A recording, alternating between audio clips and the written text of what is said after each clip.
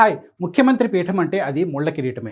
అధికారంలోకి వచ్చి 2 నెలలు అయ్యిందో లేదో అప్పుడే కేరళ సీఎంకు సొంత పార్టీ నుంచే సెగ మొదలైంది.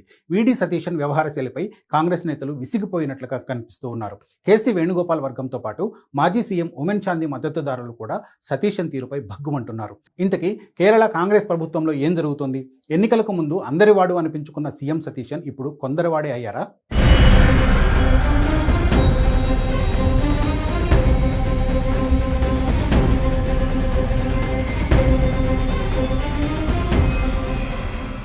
కేరళ కాంగ్రెస్ పార్టీలో అంతర్గత విభేదాలు భగ్గుమన్నాయి. కీలక పదవుల నియామకం, పాలనాపరమైన నిర్ణయాల్లో పార్టీ వ్యవస్థను తీవ్రంగా నిర్లక్ష్యం చేస్తున్నారనే ఆరోపణలు వెల్లువెత్తుతున్నాయి. విద్యార్థి విభాగం నాయకుల నుంచి సీనియర్ నేతల వరకు ముఖ్యమంత్రి సతీశన్ వైఖరిని తీవ్రంగా తప్పుబడుతూ ఉన్నారు.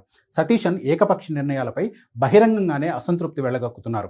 2 నెలల స్వల్ప వ్యవధిలోనే సతీశన్ ప్రభుత్వం ఎదుర్కొంటున్న ఈ తీవ్ర అంతర్గత సంక్షోభం కాంగ్రెస్ హైకమాండ్కు కొత్త తలనొప్పులు తెచ్చిపెడుతోంది. ముఖ్యమైన పదవుల నియామకం, కీలక నిర్ణయాల్లో పార్టీ అధిష్టానాన్ని, సీనియర్ నాయకులను పక్కన పెడుతున్నారనే ఆరోపణలు వెల్లువెత్తుతున్నాయి.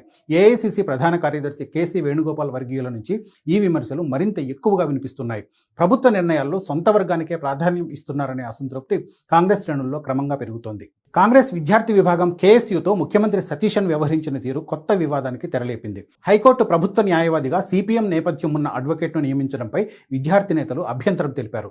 లా శాఖ బాధ్యతలు కూడా చూస్తున్న సతీశన్ ఈ అభ్యంతరాలను పూర్తిగా తోసిపుచ్చారు. ఇటువంటి నియామకాల్లో కేఎస్యూ ప్రమేయం ఉండదని బహిరంగంగా ప్రకటించారు. కేఎస్యూ రాష్ట్ర అధ్యక్షుడు అలోసియస్ సేవియర్కు కాంగ్రెస్ సీనియర్ నాయకుడు విఎం సుధీరన్ బహిరంగంగా మద్దతు తెలిపారు. తిరువనంతపురంలో జరిగిన ఓ కార్యక్రమంలో సేవియర్ను నిజాయితీ కలిగిన ధైర్యవంతమైన నాయకుడిగా కొనియాడారు.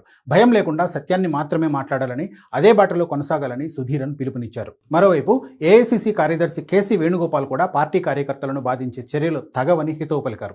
విద్యార్థి విభాగం లేవనెత్తిన ఫిర్యాదులను పార్టీ తీవ్రంగా పరిశీలిస్తుందని చెప్పారు. మాజీ ముఖ్యమంత్రి ఉమెన్ చాందీ 3వ వర్ధంతి సందర్భంగా కాంగ్రెస్ నేతల వ్యాఖ్యలు సతీశన్ను ఉద్దేశించినవనే చర్చ నడుస్తోంది. అధికారంలో ఉన్నప్పుడు ఉమెన్ చాందీ ఎప్పుడూ దాన్ని అహంకారంగా మార్చుకోలేదని అధికార ప్రతినిధి అనూప్ ఫేస్బుక్లో పెట్టిన పోస్టు రచ్చకు దారిచేసింది.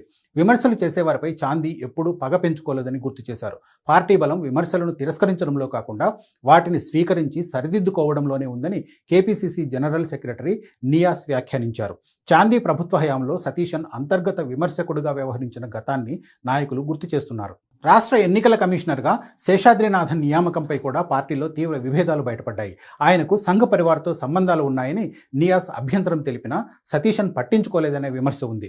ముఖ్యమంత్రి కార్యాలయం, సతీశన్ స్వంతంగా తీసుకుంటున్న నిర్ణయాలే వివాదాలకు కారణమవుతున్నాయని పలువురు నేతలు భావిస్తూ ఉన్నారు. అందుకే ఈ విమర్శలపై మంత్రివర్గ సహచరులు, సీనియర్ నాయకులు ఎవరూ సతీశన్కు మద్దతుగా మాట్లాడటానికి ముందుకు రావడం లేదు.